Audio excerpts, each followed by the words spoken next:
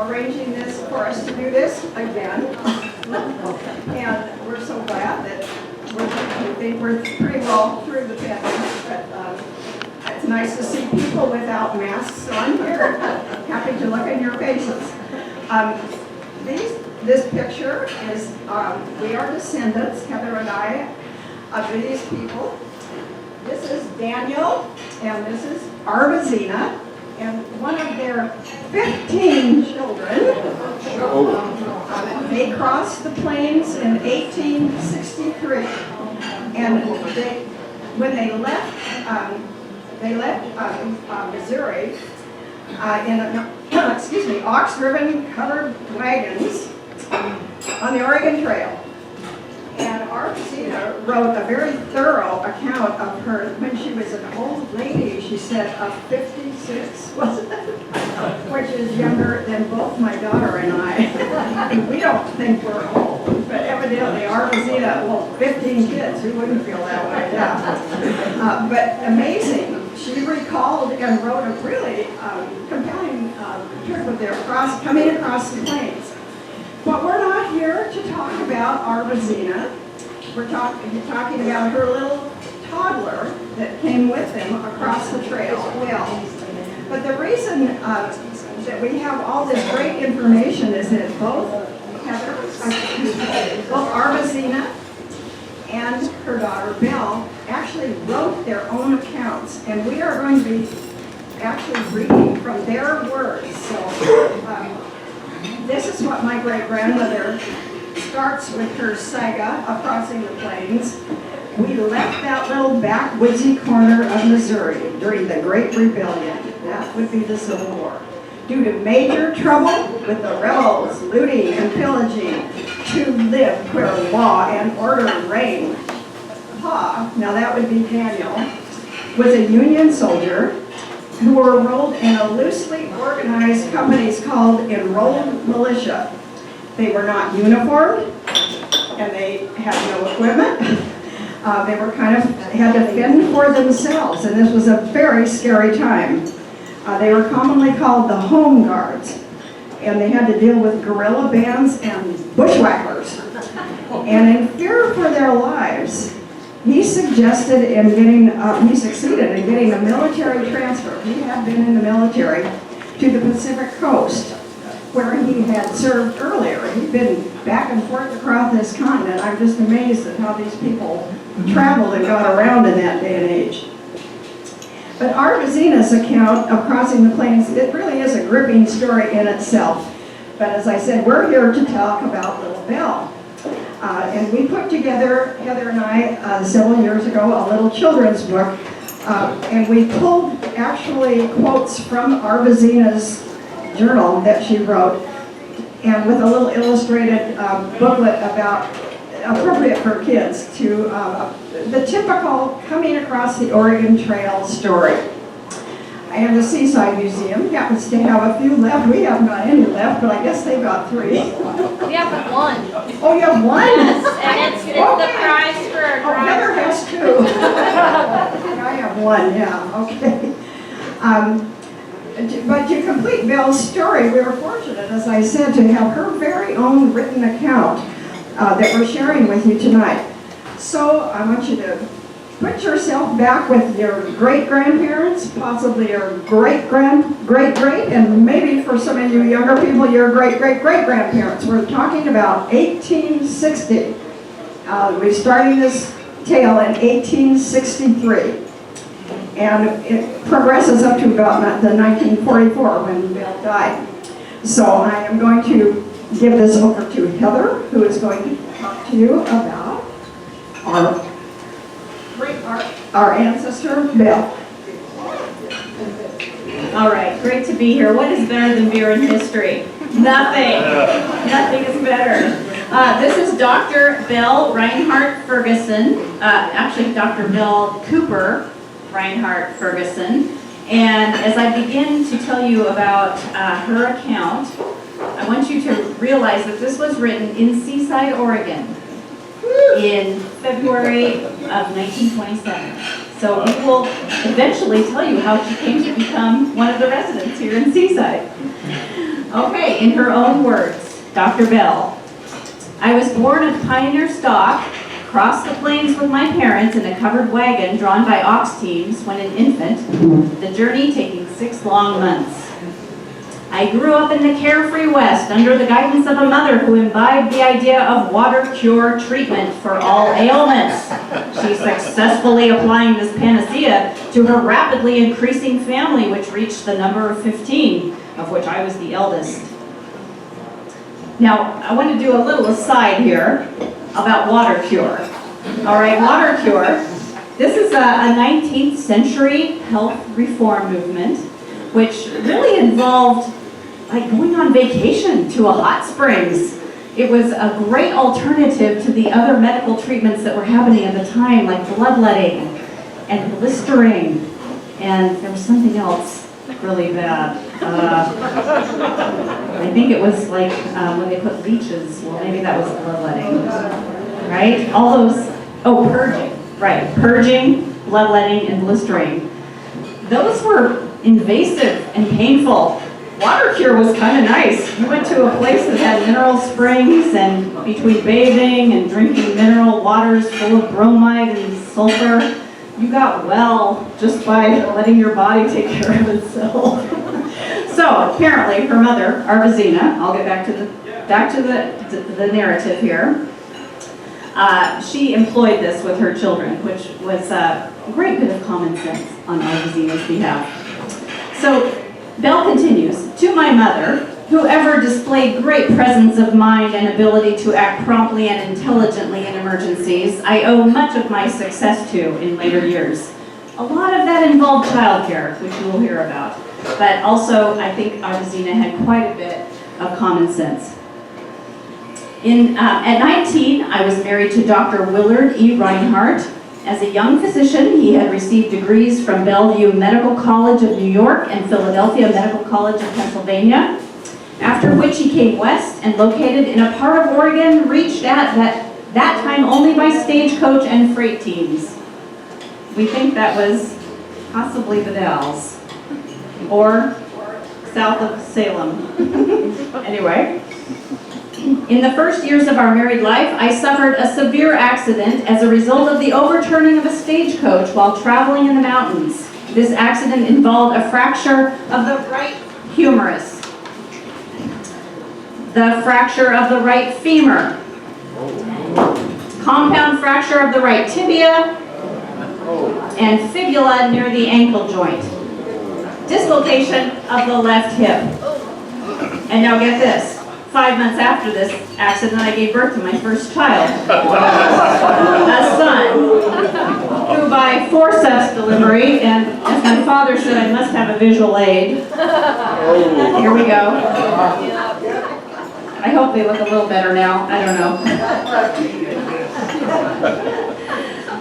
By forceps delivery, and within 2 years, gave birth to twin sons. 2.5 years later, another son came to our household, all of which gave much experience in certain branches of medicine.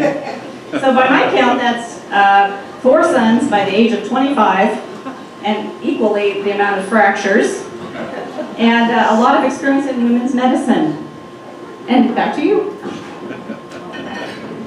We think that early on, Belle really was interested in certainly parts of the body and got well acquainted with injuries that can happen and obviously paid direct attention. I've had things happen to my body and I have no idea what they're called. But following the death of my husband, and this was of 11 years only, in 1894, I took up the study of medicine. What a surprise! Having become interested through assisting my husband in his work of general practice. I received my MD degree from the University of Oregon. No ducks. I returned to my home, and my mother, this is good old Arvazina. I mean, how are you going to do this? You got 4 kids, you got a working husband, and you're going to school. Well, good old Arvazina, in the previous picture, cared for her boys. At that time, Arvazina also she had about that many left oldest of the 15. The last 3 were born during the time that her daughter Belle was giving birth to these boys, so it sounded to me like she was running a daycare center. I returned to my hometown, the Dalles, to begin the practice of medicine, and with inward fears, for there were several established men, MDs, already entrenched. Myself, just fresh from medical college and a woman, but my name was on my office door and I must carry on. In this historic western town, I established a general practice, and after 2 years, I went to New York for postgraduate work at the Polyclinic Hospital. I think Arvazina enters the picture again here. Take my kids, Arvazina. I'm going to New York. Returning to the Dalles, I resumed my practice and later married Dr. E.E. Ferguson, who had been a classmate of mine at the medical school. Feeling urgently the need of a hospital in which to care for our growing practice, we, in cooperation with Dr. J.S. Bruder, established the Dalles Hospital. We have a picture to send around of the Dalles Hospital. First institution of its kind in this little city on the banks of the mighty Columbia River, some 80 miles upstream from Portland. At the same time, we established a training school for nurses, having known the difficulty of securing trained help of this kind when needed. I had charge of the obstetrical work, you'll experience there, women's diseases, and anesthetics. Our hospital work embraced every branch of medicine and surgery, and thorough training was given to the nurses. Several of our nurses were on duty overseas during the World War and were reported to be a credit to their training in good old the Dalles. During the second year of my hospital work at the Dalles, I gave birth to a daughter whose coming did not greatly interfere with my professional work. How great is that? I think Arvazina may be doing some more babysitting. In 1907, with my husband and child, I visited various clinics in Europe, staying in Vienna for special study in obstetrics and regional anatomy, having left my practice at home in the hands of a very capable woman, Minnie Burton, MD of Seattle, Washington. Extending our trip through the Suez Canal to the Orient, we visited Mediterranean ports, the Straits settlements, China and Japan, returning to the homeland and our hospital work in May of 1908. After several years of strenuous work, we sold our interest in the Dalles Hospital, retiring from active medical work for a short time. Now here, Belle seems to gloss over a few personal facts, which you will understand perhaps why. She says later, according to family lore, this is her second husband, took his own life, and in a note written, he said that he could not live with his wife or without his daughter. Whoa. So, anyway, Belle just says later, when the call of my chosen work became irresistible, I placed my daughter in a boarding school and again crossed the Atlantic Ocean. So apparently Arvazina was out of the childcare business at this point. Going once more to the Vienna clinic. Upon my return, I established in Portland, specializing in diseases of women, doing an office and hospital practice.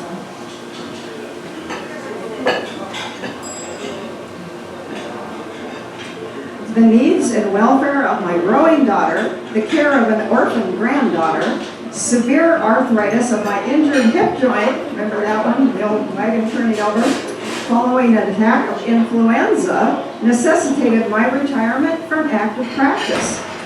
Believing that a change of climate would prove beneficial, where do you think I went? I moved to Seaside, my present home, which overlooks the pounding waves of the Pacific Ocean. And then she adds in here, the twin sons both followed the footsteps of father and mother. Dr. Carl Reinhardt practicing in Portland, and his brother, Dr. Harvey Reinhardt in Wheeler, Oregon. And that some of you may know about the Wheeler Clinic still is in operation. He specializes in arthritis. He was quite well known.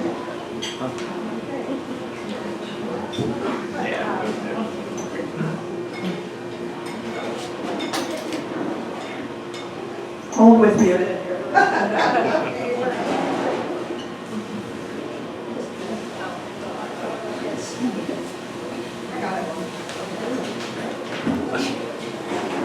And then she also wants to, a little ego thrust here. I was a member of the AMA, also the MA of Vienna, also a member of the Oregon Student and City Medical Associations while in active practice. And during World War I was enlisted in the Women's Medical Reserve. This might give you, this is an aside, this might give you a clue as to why her husband may have decided to leave this planet. I know from my mother, talking about my great Aunt Belle, she was a force to be reckoned with. And every time Aunt Belle came to visit my mother, and her sister was my grandmother, Belle's sister, she'd line up all my grandmother's kids and look down their throats and see if they needed, how their tonsils looked, and made them do all kinds of things to prove that they were healthy. They all kind of cringed when Aunt Belle came. After a period of strenuous work, ministering as best I might to the ills of humanity, I have retired to this ideal ocean resort on the northwest coast of Oregon, where tired nerves and the ravages of disease may be forgotten, and one may live reinvigorated and tranquilly. That's what Steve's doing now. And in conclusion, may I not add the ripened observation that only a woman trained to know can fully understand and sympathize and help all the problems of womankind. So there you have it, guys. Be thankful for the women in your life. To wrap up, I would say I have a couple observations in our family. A couple things seem to reoccur as passed down to the DNA or something like that, and that tends to be an inclination to record our family histories. And so you have our Rosina recording the trip of the Oregon Trail, which we then kind of redid as a children's book. Over there you can see with our little clothespin diorama and paintings that different people in our family have done as backgrounds. And then my mother has also written a book about, you may know her already. She and I, but mostly her, okay, it's her life's mission to preserve the old quarantine station across the river in Astoria, from Astoria in Washington. And she started writing all this down when there just became too much information to keep in little bits and notes. So we wrote it all down and have it in a book, which is also available at the Seaside Museum. Oh, well, the label here, okay, the cover here is Lady Liberty. Before it was a quarantine station, the government bought it from a cannery. And one of the labels used at that cannery, almost prophetically, was this Lady Liberty emblem, which then became a quarantine station where they actually looked at health inspection of incoming people, immigrants. So it was kind of amazing. And if you'll notice, you can barely see it on here, but the full label you can really see. There's a bridge, which of course didn't exist until 1965, but this label was done in about 1880 or 1875 or so. They had big plans for Astoria. Anyway. Oh, and her torch, you see the torch, it's a salmon. Immigrants lured to here by the salmon industry, and the big can of salmon in her hand. The museum has that book also, yes. And let's see, oh, the other thing that I noticed that ran through this family is just this theme of medical interest. And because we have a quarantine station, which is, kind of unusual, my grandparents bought this in 1950 in order to run a sport fishing camp there. And Mom has worked tirelessly to preserve this quarantine hospital building, which if you haven't been to, you should come visit us. We're over across the river from Astoria, across the bridge, 3 miles upriver. And as it turns out, my husband and I are living in one of the isolation quarters right now as we figure out how we too are going to retire to this tranquil seaside town. We're right in the back corner of that, and my husband's right over here. He can attest to the conditions of the isolation quarter. We hope it's temporary, somewhat temporary. And because we love medical things so much, when you have a building, this was built in 1912, you start collecting things that are old and really cool old medical things. And when we were back in Virginia, we just moved from Virginia out here, somebody dug out, when they heard that I had this old quarantine hospital that I'd be living in, they dug out this box from their grandmother's farmhouse in Virginia. It says Cardui for Women. And I just love this. I think Belle would really love this. This is a special, when I looked up on the internet, let's see, where's my little thing here? Oh, well, it's somewhere in there. I looked up on the internet, Cardui for Women, largely alcoholic, okay? He said his grandmother always kept a good case of this in the closet, and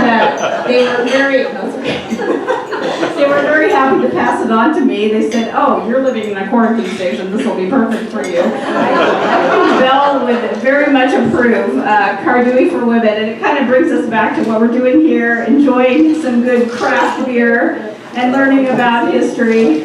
All in the name of good health, yes? I say cheers, everyone. Thank you for coming.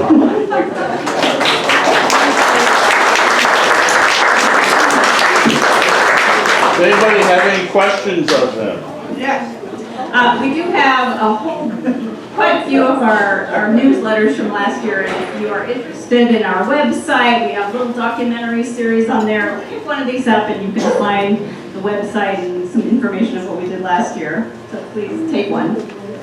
I do have a question. Yes. The photo of the home that you showed. Oh, yes, the seaside home. We didn't really talk about that. The seaside home still exists. It's on 7th Street.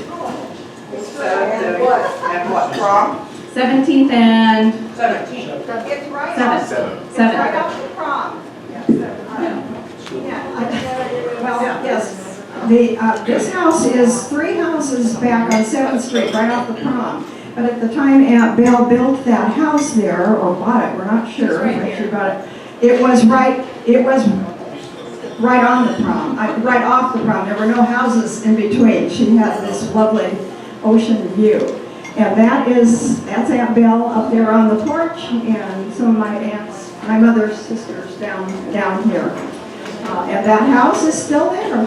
And I have a good friend that lives right next to it that's a newly built house. Anybody know Gail Spear? Oh, yeah. She is right, that house is right to it, it's just the other side of hers. So it's to the east of Gail's house, Gail's is to the east? Yeah, there are 2 houses now, buildings in front of where this used to be, and it's been compromised, it's enclosed. It doesn't look, it's not as cute as it was when Aunt Belle was there. Thank you for pointing that out, helping us with our... Oh, another question? Yeah, it's still there.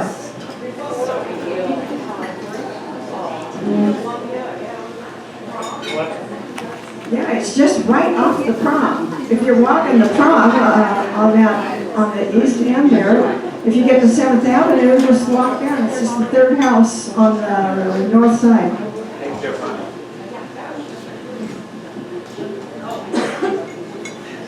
Our hospital, Lazaretto Pest House, is generally open on summer Saturdays, but we do have one more open house in case you're dying to see this quarantine center. We have one more open house on November 10th from 10 till 2 p.m. It's kind of our annual tribute to Lewis and Clark when they came by. They noted in their journals that it was horrible weather. That's how they spelled it. So we have a horrible day open house where we have hop cider and history. Not quite as exciting as hops and history, I know, but you're welcome to come.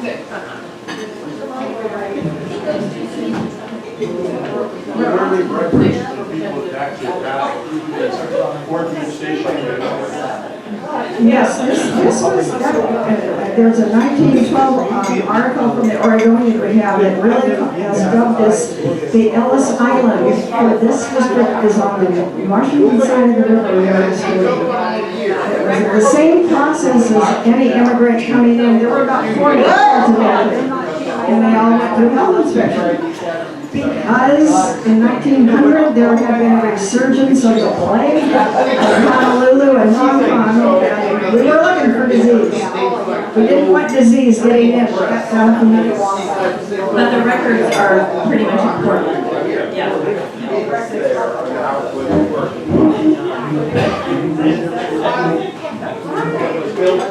Okay, thank you.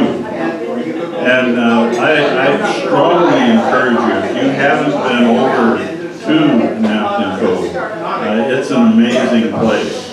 That's where I met both of you there. Nancy a little while earlier, but it's just an incredible museum of what went on there. And if you're like me, even when I came here, I had no clue what was over there. I drive by it occasionally on the way to somewhere else, and what is this? Is a little boat still sitting out front? Yeah, they have a nice little walkway around it now and everything. So, but it's a great place. So November 10th, if you have a chance, be sure to visit. Otherwise, I think you will do appointments with them. So if you want to go over and visit, just get a hold of either one of them. So. A landmine, yes. Okay, so give a big hand again.